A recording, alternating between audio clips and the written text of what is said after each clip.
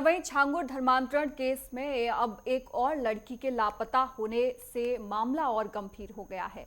परिजनों ने आरोप लगाया है कि मेरठ की रहने वाली आशा नेगी 2018 से लापता है और इसके पीछे बदर अली सिद्दीकी का हाथ है, जो पहले भी गायब हुई प्रिया त्यागी केस में संदिग्ध रह चुका है।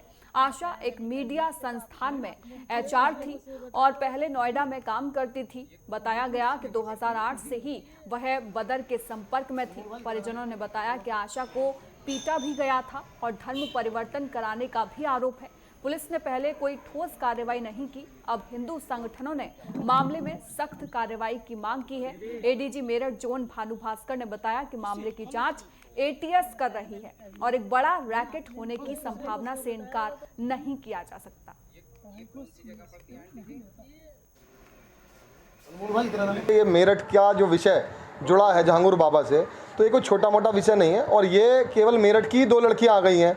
एक यहाँ आपका नेगी परिवार की है, दूसरी जो है त्यागी परिवार की है। तो इन लड़कियों को लव जिहाद धर्मांतर में फंसाया गया। इनसे और लड़कियां भी फंसवाई गई होंगी, इन्हें ब्लैकमेल कर करके। और ये जो लड़की है नेगी परिवार की, ये लड़की को जो है पहले इसे फंसाया लव जिहाद में।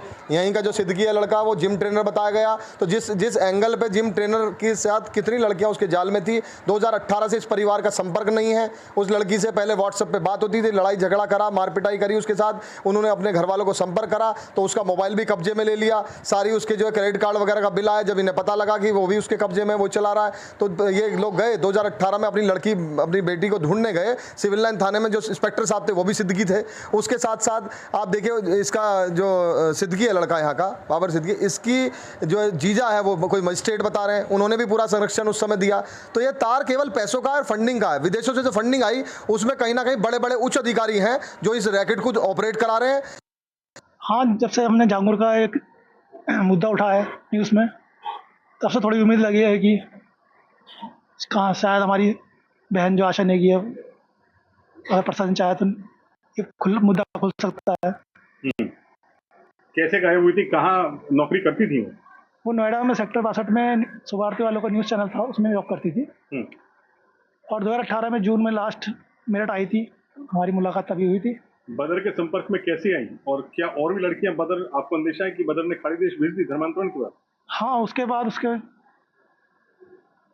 आशा नेगी के बाद एक मिसिंग और हुई थी, सरदना की थी, होगी प्रिया त्यागी। पूरी बात डिटेल में बताइए। वो यहाँ से कब गई थी नोएडा, कब उसने नौकरी करी, कहाँ गई, कैसे उससे संपर्क? 2015 के आसपास हो गई थी यहाँ से नोएडा। उससे पहले एक दो साल उसने सुभारती का जो न्यूज़ चैनल था उसमें जॉब की थी एचआर के पोस्ट पे।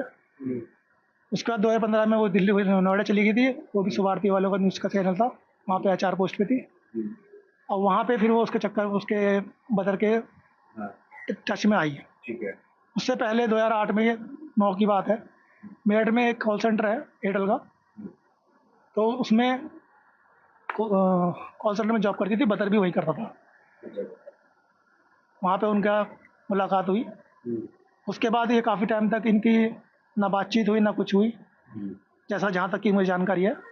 उसके बाद ये दिल्ली में फिर उसकी मुलाकात हुई।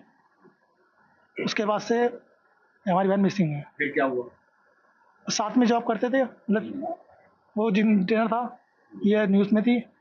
बाहरी बार इनकी मुलाकात हुई थी। ज़्यादा बातें तो मुझे इतनी पता भी नहीं थी अपने सिस्टर के बारे में, जहाँ तक हमें थोड़ा बहुत पता चली है।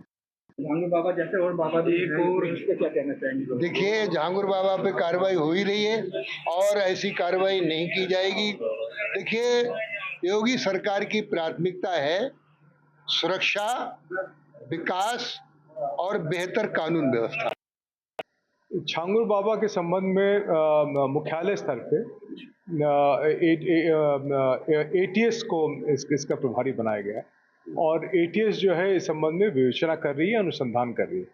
उसी में एक एडिशनल इनपुट आया था कि 2019 में एक आदमी था जिसका छांगुर बाबा के साथ भी लिंकेज था, जिसने धर्मांतरण का केस आया था, जिसमें एक 2019 में भी एफआईआर की गई।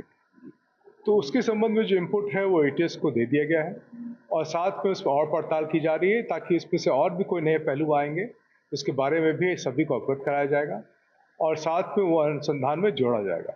ये प्रदेश स्तर और हो सकता है उससे बड़ा रैकेट हो, इसमें एटीएस को बड़े बृहद स्तर पे इस पर अनुसंधान कर रही है और कार्रवाई कर रही है।